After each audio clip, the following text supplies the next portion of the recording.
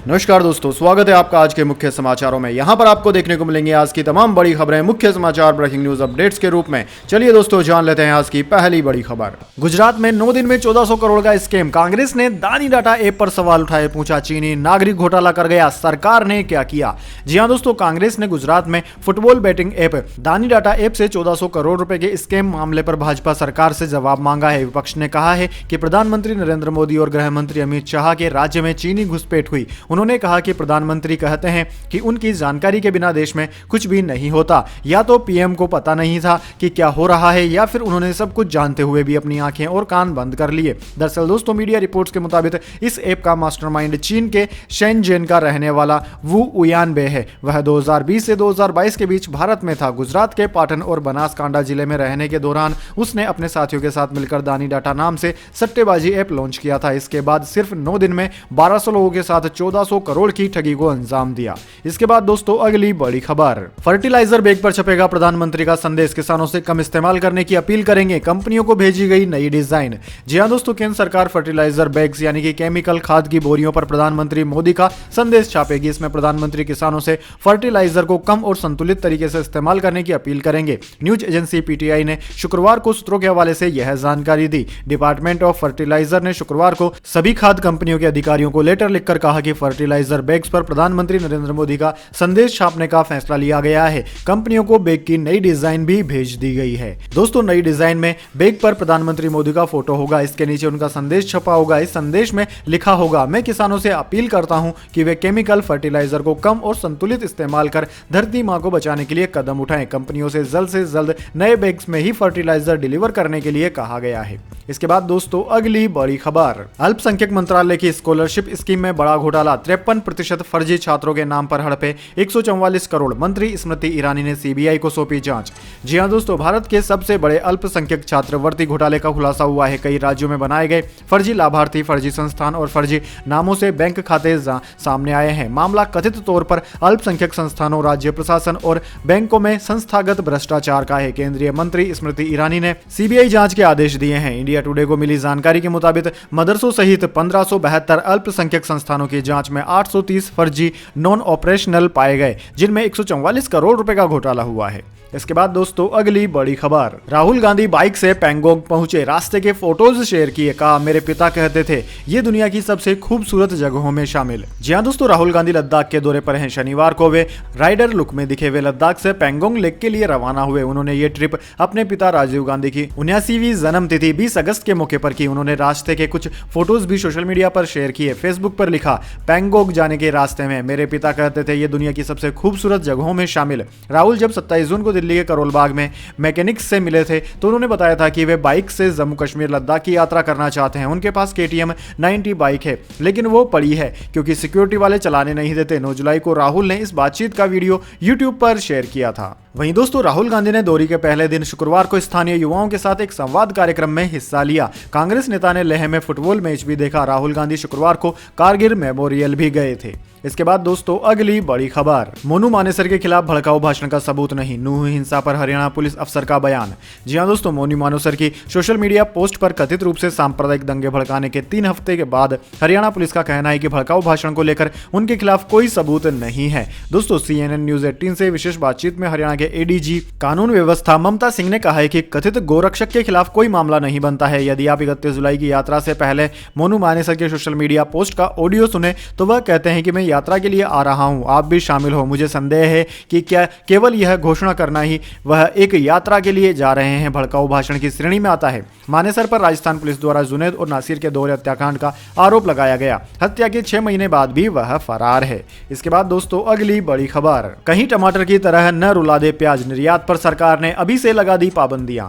जी हां दोस्तों, केंद्र सरकार ने देश से प्याज के निर्यात पर पाबंदियां लगा दी है। सरकार ने घरेलू बाजार में प्याज की उपलब्धता सुनिश्चित करने और इसकी कीमतों को नियंत्रण में रखने के लिए यह कदम उठाया है। इसके तहत प्याज के निर्यात पर 40% का भारी भरकम शुल्क लगा दिया गया है, जो इस साल के अंत तक प्रभावी रहने वाला है। दोस्तों, केंद्र सरकार ने प्याज के निर्यात पर लगाए गए शुल्क को लेकर शनिवार की शाम अधिसूचना जारी की। अधिसूचना में कहा गया कि सरकार ने प्याज के निर्यात पर 31 दिसंबर 2023 तक के लिए 40% का शुल्क लगाने का निर्णय लिया है। सरकार ने प्याज के निर्यात पर यह पाबंदी ऐसे समय लगाई है जब टमाटर के बाद प्याज के भाव आसमान छूने की आशंकाएं जताई जा रही थी। इसके इसके बाद दोस्तों अगली बड़ी खबर, अंडर 20 वर्ल्ड रेसलिंग चैंपियनशिप में अंतिम ने गोल्ड जीता। लगातार 2 बार गोल्ड जीतने वाली पहली भारतीय महिला रेसलर फाइनल में मारिया को 4-0 से हराया।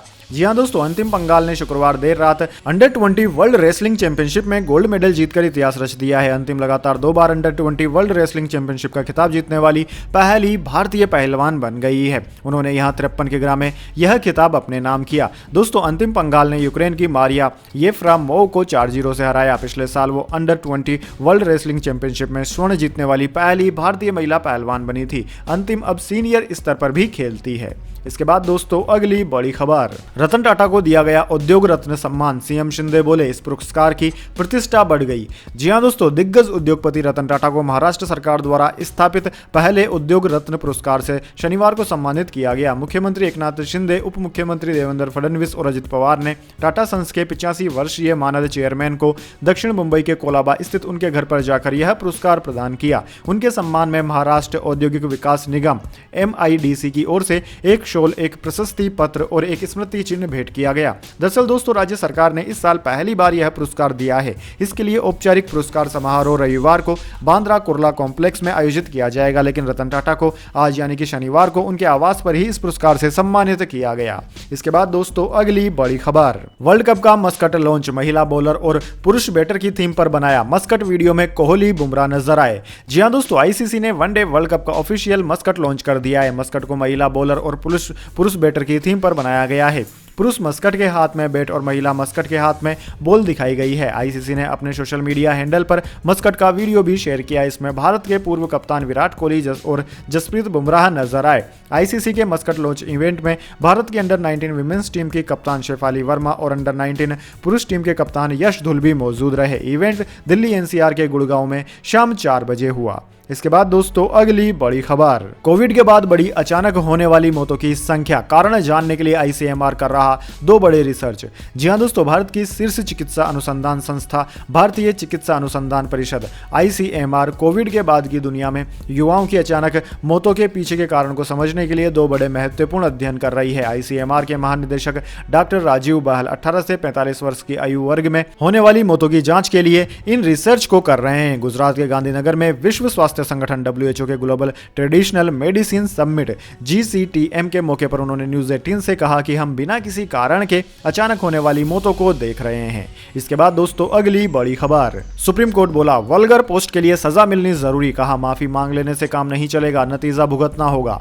जी हां दोस्तों, सुप्रीम कोर्ट में शुक्रवार को सोशल मीडिया पर अभद्र और अपमानजनक पोस्ट को लेकर एक याचिका पर सुनवाई की गई। जस्टिस BR गवई और जस्टिस प्रशांत कुमार की बेंच ने कहा कि सोशल मीडिया पर अपमानजनक पोस्ट करने वालों को सजा मिलनी जरूरी है। बेंच ने कहा कि ऐसे लोग माफी मांगकर आपराधिक कार्रवाई से नहीं बच सकते हैं, उन्हें अपने किए का नतीजा भुगतना होगा। कोर्ट ने तमिल एक्टर और पूर्व विधायक S वेशेखर के खिलाफ दर्ज मामले को खारिज करने से इनकार कर दिया। उनके खिलाफ महिला पत्रकार पर आपत्तिजनक टिप्पणी करने का केस दर्ज है। इसके बाद दोस्तों अगली बड़ी खबर, हंगामे के बाद कर्नाटक सरकार ने वापस लिया मंदिरों में विकास कार्य रोकने से जुड़ा आदेश। मंत्री ने दी सफाई। जी हां दोस्तों, कर्नाटक सरकार ने विवाद बढ़ने के बाद शुक्रवार को मुजराई विभाग के उस आदेश को वापस ले लिया जिसमें राज्य के स्वामित्व वाले मंदिरों को विकास कार्यों के लिए पैसे देने से रोक दिया गया था। इस आदेश के बाद बीजेपी ने सरकार के खिलाफ विरोध प्रदर्शन की चेतावनी दी थी, जबकि समर्थक हिंदू संगठनों ने इसे हिंदू विरोधी करार दिया था। दोस्तों आपकी जानकारी के लिए बता दें, मुजराई मंत्री R रामलिंगा रेड्डी ने साफ किया कि सरकार का कभी भी मंदिरों में विकास कार्य रोकने का इरादा नहीं था और उसने केवल चल रहे विकास कार्यों पर एक रिपोर्ट मांगी थी। TOI के अनुसार मंत्री ने पिछली बीजेपी सरकार के तहत हर मंदिर के लिए मंजूर की गई राशि, अब तक जारी पैसा और परियोजनाओं की वर्तमान स्थिति पर मुजराई विभाग से 30 अगस्त तक विस्तृत रिपोर्ट मांगी थी। इसके बाद दोस्तों अगली बड़ी खबर, भारत में लैपटॉप कंप्यूटर का इंपोर्ट बैन, विदेशी कंपनियां परेशान। एप्पल, गूगल समेत कई फर्म ने अमेरिकी सरकार से कहा भारत से बात करे। जी हां दोस्तों, Apple, Intel, Google, Lenovo, Dell और HP जैसी अन्य ग्लोबल IT और इलेक्ट्रॉनिक्स मैन्युफैक्चरिंग कंपनियों ने हाल ही में अमेरिकी सरकार से संपर्क किया है। कंपनियों ने US सरकार को भारतीय प्रशासन से लैपटॉप, टैबलेट और personal computer, ultra small form factor computer और सर्वर जैसे सामान के इंपोर्ट पर कुछ दिनों पहले लगाए गए बैन पर फिर से विचार करने को कहा है। इकोनॉमिक्स टाइम्स के रिपोर्ट के मुताबिक IT कंपनियों ने US सरकार से भारत सरकार को अपने आदेश का पुनर्विचार करने की बात कहने के लिए हर अवेलेबल फोरम का यूज करने को कहा है। इसके बाद दोस्तों अगली बड़ी खबर, अविश्वास प्रस्ताव पर मोदी जी बोल रहे थे तो सबको नींद आ रही थी, असुद्दीन ओवैसी ने कहा। जी हां दोस्तों, आज तक G20 समिट में AIMIM के प्रमुख असुद्दीन ओवैसी ने बीजेपी और कांग्रेस पर हमला बोला। ओवैसी ने संसद में अविश्वास प्रस्ताव पर पीएम मोदी और राहुल गांधी के भाषण पर तंज कसा। ओवैसी ने कहा कि संसद में ऐसा लग रहा था कि हम 2.5 घंटे की मुगले आजम देखे जा रहे हैं, बोले जा रहे हैं लगातार, उसमें कुछ भी नया नहीं है, उसमें कुछ दम ही नहीं था, नींद आ रही थी। ओवैसी ने कहा कि हम समझे कि मोदी जी के भाषण में कुछ नया होगा, वो बोलते अच्छा है, लेकिन उस दिन तो ऐसा लग रहा था कि वो पुराना रिकॉर्ड चल रहा है बेगम अख्तर का, उसमें कोई नई बात नहीं थी। मैंने खुद देखा कि बीजेपी के सांसदों में कोई सो रहा था, मंत्री भी सो रहे थे। मैं अपनी बात नहीं कर रहा हूं। सर्वदलीय बैठक में ही मैंने स्पीकर से कहा था कि मणिपुर मसले पर चर्चा होनी चाहिए, प्रधानमंत्री आए या नहीं। हमको मालूम था कि ये ट्रैप में जाएंगे, बड़ी पार्टियों ने किया, वो फंस गए, हमको भी साथ देना पड़ा। इसके बाद दोस्तों अगली बड़ी खबर, हिमाचल में बारिश लैंडस्लाइड से 9,000 घरों में दरारें, 11,000 लोगों ने घर छोड़ा, पलायन जारी। MP समेत 17 राज्यों में आज बारिश का अलर्ट। जी हां दोस्तों, हिमाचल और उत्तराखंड में भारी बारिश और लैंडस्लाइड ने काफी तबाही मचाई है। हिमाचल में 9,000 से अधिक घर क्षतिग्रस्त हुए, 11,000 लोगों ने पलायन किया, जबकि 330 लोगों की जान चली गई। यही वजह है कि लोग अब घर छोड़कर जाने को मजबूर हैं। इनके घरों में दरारें आ गई हैं और नीचे की मिट्टी बह गई है, किसी भी वक्त घर गिर सकता है। कुछ लोगों ने प्रदेश ही छोड़ दिया है। वहीं राज्य में 12 में से 11 जिलों में 857 सड़कें बंद है, 4,285 ट्रांसफार्मर और 879 जलापूर्ति योजनाएं रुकी हुई है। बारिश, बाढ़, फ्लैश फ्लड व जमीन धंसने से 10,000 करोड़ रुपए से भी अधिक का नुकसान आंका गया है। वहीं दोस्तों मौसम विभाग ने उत्तराखंड, यूपी, बिहार और मध्य प्रदेश सहित देश के 17 राज्यों में आज भारी बारिश का अलर्ट जारी किया है। इसके बाद दोस्तों अगली बड़ी खबर, G20 समिट, लालकृष्ण आडवाणी की बात याद आ रही है जो उन्होंने पीएम मोदी के लिए कही थी। कांग्रेस का G20 शिखर सम्मेलन को लेकर केंद्र पर हमला। जी हां दोस्तों, कांग्रेस ने शनिवार को आरोप लगाया कि केंद्र सरकार G20 शिखर सम्मेलन के अवसर का उपयोग चुनावी फायदे के लिए कर रही है। G20 शिखर सम्मेलन का आयोजन 9 से 10 सितंबर को दिल्ली में होगा। कांग्रेस महासचिव जयराम रमेश ने एक्स पर पोस्ट किया, G20 का गठन 1999 में हुआ था। 19 देश और यूरोपीय संघ इसके सदस्य हैं। इसके गठन से लेकर अब तक बारी बारी से 17 देशों में G20 शिखर सम्मेलन आयोजित हुआ है। अब भारत का नंबर है, लेकिन यहां इसे लेकर जिस तरह का चुनावी अभियान चलाया जा रहा है और माहौल बनाने की कोशिश की जा रही है, वैसा किसी भी दूसरे देश में नहीं हुआ है। इसके बाद दोस्तों अगली बड़ी खबर, 28 हफ्ते की प्रेग्नेंट दुष्कर्म victim abortion case, supreme court हुआ सख्त। गुजरात हाई कोर्ट को फटकार लगाई, जब हर दिन अहम तो 12 दिन बाद तारीख क्यों दी। जी हां दोस्तों, गुजरात में 25 साल की दुष्कर्म विक्टिम की 28 हफ्ते की प्रेगनेंसी के अबॉर्शन को लेकर सुप्रीम कोर्ट में 19 अगस्त को सुनवाई हुई। शनिवार की छुट्टी के बावजूद जस्टिस BR नागरत्ना और जस्टिस उज्ज्वल बुवई की स्पेशल बेंच ने इस मामले पर अर्जेंट सुनवाई की। दरअसल दोस्तों, गुजरात हाई कोर्ट ने पीड़ित महिला की अबॉर्शन वाली याचिका 17 अगस्त को खारिज कर दी थी। हालांकि ऑर्डर की कॉपी जारी नहीं की। इसके बाद याचिकाकर्ता सुप्रीम कोर्ट पहुंचा। 19 अगस्त को सुनवाई करते हुए जस्टिस नागरत्ना ने गुजरात हाई कोर्ट को फटकार लगाई। कहा कि ऐसे मामलों में जब एक एक दिन अहम होता है तो सुनवाई की तारीख क्यों टाली गई। दरअसल दोस्तों, हाई कोर्ट ने 11 अगस्त को इस केस की तत्काल सुनवाई न करते हुए अगली तारीख 12 दिन बाद दी थी। सुप्रीम कोर्ट में अब मामले की अगली सुनवाई सोमवार को होगी। इसके बाद दोस्तों अगली बड़ी खबर, गदर 2 ने सिर्फ 8 दिन में कमाए 300 करोड़, ऐसा करने वाली second fastest Hindi film oh my God भी 100 करोड़ के करीब पहुंची। जी हां दोस्तों, गदर 2 ने 300 करोड़ रुपए कमा लिए हैं। फिल्म ने यह कारनामा रिलीज के 8वें दिन ही कर दिया। शुक्रवार को फिल्म ने 20.5 करोड़ का कलेक्शन किया। इस तरह फिल्म का टोटल कलेक्शन 305.13 करोड़ रुपए हो गया। 300 करोड़ क्लब में शामिल होने वाली गदर 2 सेकंड फास्टेस्ट हिंदी फिल्म है। इसने 300 करोड़ का आंकड़ा छूने के लिए सिर्फ 8 दिन का समय लिया। इसके आगे बस शाहरुख खान की फिल्म पठान है। पठान ने 6 दिन में 300 करोड़ रुपए कमा लिए थे। दोस्तों आपकी जानकारी के लिए बता दें, OMG 2 की बात करें तो इसने शुक्रवार को 5.6 करोड़ का कलेक्शन किया। फिल्म की टोटल कमाई 90.65 करोड़ रुपए हो गई है। रविवार तक फिल्म 100 करोड़ क्लब में शामिल हो सकती है। इसके बाद दोस्तों अगली बड़ी खबर, मणिपुर हिंसा के बाद म्यांमार गए 212 मैतेई वापस लौटे। CM N बीरेन सिंह ने सेना को थैंक्स कहा। राज्य में 53% आबादी मैतेई की। जी हां दोस्तों, मणिपुर हिंसा के बीच जान बचाने के लिए म्यांमार में शरण लेने वाले 212 मैतेई लोग वापस मणिपुर आ गए हैं। 3 मई को मोरेगांव में हिंसा के बाद ये लोग म्यांमार चले गए थे। राज्य के CM N बीरेन सिंह ने सोशल मीडिया साइट X पर इस बात की जानकारी दी। उन्होंने कहा कि सभी लोगों के लौट आने पर राहत और कृतज्ञता महसूस कर रहा हूं। बीरेन सिंह ने आगे कहा कि सभी लोगों को वापस लाने में भारतीय सेना ने समर्पण भाव दिखाया। मैं ईस्टर्न कमांड के general officer commanding lieutenant general RP Kalita 3 corps के general officer commanding lieutenant general HS Shahi और 5 असम राइफल्स के कमांडिंग अफसर राहुल जैन को उनकी दृढ़ सेवा के लिए लिए धन्यवाद देता हूं। इसके बाद दोस्तों अगली बड़ी खबर, एक्स पर बंद होगा ब्लॉक करने का फीचर। मस्क ने कहा म्यूट करने का फीचर जारी रहेगा, ब्लॉक का अब कोई मतलब नहीं। जी हां दोस्तों, माइक्रो ब्लॉगिंग साइट एक्स जो कि पहले ट्विटर के नाम से जानी जाती थी, पर अब ब्लॉक करने का फीचर बंद हो जाएगा। कंपनी के मालिक एलन मस्क ने इसकी जानकारी दी है। उन्होंने कहा है कि यूजर अब ब्लॉक करने की जगह म्यूट कर पाएंगे। हालांकि डायरेक्ट मैसेज यानी कि डीएम्स के लिए ब्लॉक करने का फीचर जारी रहेगा। Tesla owners silicon valley account के एक सवाल के रिप्लाई में मस्क ने कहा कि डीएम को छोड़कर बाकी फीचर को डिलीट किया जा रहा है। उन्होंने कहा कि इसका अब कोई मतलब नहीं रह गया है।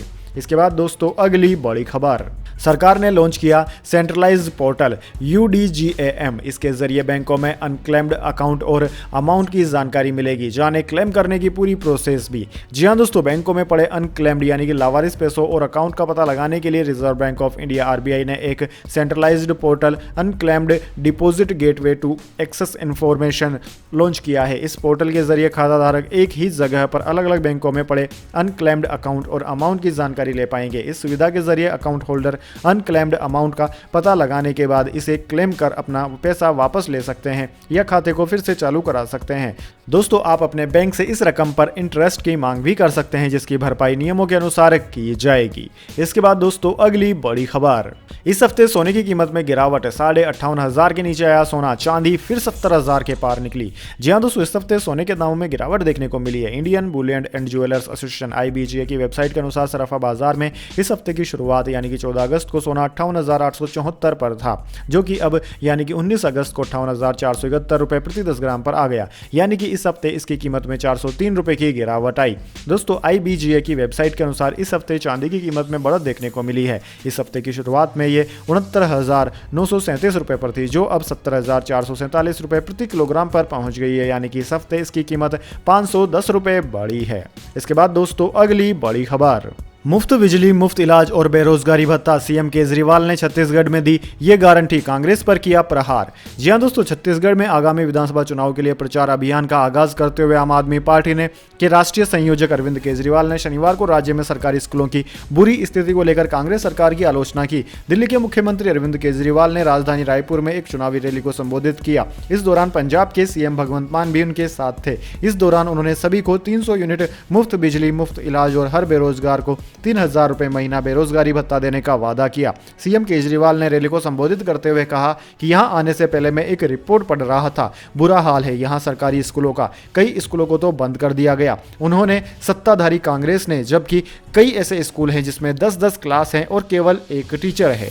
दोस्तों, इसके अलावा अरविंद केजरीवाल ने आगे कहा कि कई टीचर हैं जिन बेचारों को वेतन नहीं मिला, कई महीनों तक टीचर हैं, उनसे टीचिंग के अलावा सारे काम कराते हैं कई घंटों तक। इसके बाद उन्होंने दिल्ली के सरकारी स्कूलों का जिक्र करते हुए कहा कि वहां की स्थिति छत्तीसगढ़ के स्कूलों से काफी अलग है। इसके बाद दोस्तों अगली बड़ी खबर, ट्रेन में फायरिंग करने वाले कांस्टेबल पर एक और आरोप, उज्जैन के मुस्लिम ऑटो ड्राइवर को पीटा, आतंकी केस में फंसाने की धमकी दी। जी हां दोस्तों, Jaipur Mumbai central superfast express में railway protection force RPF constable Chetan Singh ने 31 जुलाई को अपने सीनियर और 3 मुस्लिम पैसेंजर्स की हत्या कर दी थी। अब मध्य प्रदेश के उज्जैन के एक मुस्लिम ऑटो ड्राइवर ने चेतन पर शोषण करने का आरोप लगाया है। पीड़ित वाहिद खान ने भास्कर को बताया कि चेतन ने उसे गैरकानूनी तरीके से हिरासत में लिया था, उसके साथ मारपीट की थी, यहां तक कि आतंकी मामले में फंसाने की भी धमकी दी थी। वाहिद ने बताया कि साल 2016 में चेतन सिंह RPF के डॉग स्क्वाड में उज्जैन में तैनात था। तब मैं चेतन से पहली बार मिला था। चेतन ने मुझसे पूछा तुम्हारा नाम क्या है। मैंने उसे अपना नाम बताया तो उसकी नजरों में मेरे लिए नफरत दिखने लगी। इसके बाद वह मेरे ऑटो से दूर दूर जगहों पर जाने लगा और ज्यादातर किराया भी नहीं देता था। फिर चेतन मेरे ऑटो से घर का सामान मंगवाने लगा। शुरुआत में मुझे यह सामान्य लगा, लेकिन बाद में एहसास हुआ कि वो मुझे निशाना बना रहा है। वाहिद खान ने जनवरी 2017 का एक वाकया बताया। उन्होंने कहा कि मेरी बेटी 12वीं क्लास में थी, मैं उसे कॉलेज लेने जा रहा था। रास्ते में चेतन मिला, वो जबरदस्ती मेरे ऑटो में बैठ गया। मैंने उसे बताया कि मैं अपनी बेटी को लेने जा रहा हूं, लेकिन वो नहीं माना। मैंने उसे कहा कि मैं उसके साथ नहीं जा सकता। इस पर चेतन ने मुझे गाली देनी शुरू कर दी, यहां तक कि मुझे देशद्रोही और आतंकवादी तक कह दिया। वो कहता रहा कि मुसलमान आतंकवादी हैं और उनकी असली जगह जेल है। उसके इस रवैये से मैं परेशान हो गया, लेकिन मैं उसका कुछ नहीं कर सका। तो दोस्तों, यह थी आज की तमाम बड़ी खबरें। इसके बाद दोस्तों बारी आती है आज के माइंड क्यूज क्वेश्चन की। जी हाँ दोस्तों, एक आसान से सवाल का जवाब देकर आप जीत सकते हैं एक अमेजिंग सरप्राइज गिफ्ट हमारे यूट्यूब चैनल की ओर से। तो दोस्तों, आज का सवाल आपकी स्क्रीन पर आ चुका है। महात्मा बुद्ध का जन्म कहाँ हुआ था? जी हाँ दोस्तों, अगर आप जानते हैं कि महात्मा बुद्ध का जन्म कहाँ हुआ था तो जल्दी से उस जगह का नाम कमेंट बॉक्स में लिख दीजिए। अगर दोस्तों आपका जवाब होता है एकदम सही और आप चुन जाते हैं लकी विजेता के रूप में, तो आपको मिल सकता है एक अमेजिंग सरप्राइज गिफ्ट हमारे यूट्यूब चैनल की ओर से। तो दोस्तों जल्दी से अपना उत्तर कमेंट बॉक्स में लिख दीजिए, वीडियो को लाइक कर लीजिए और चैनल को सब्सक्राइब करके बेल आइकन भी दबा लीजिए। धन्यवाद। वंदे मातरम। जय हिंद, जय भारत।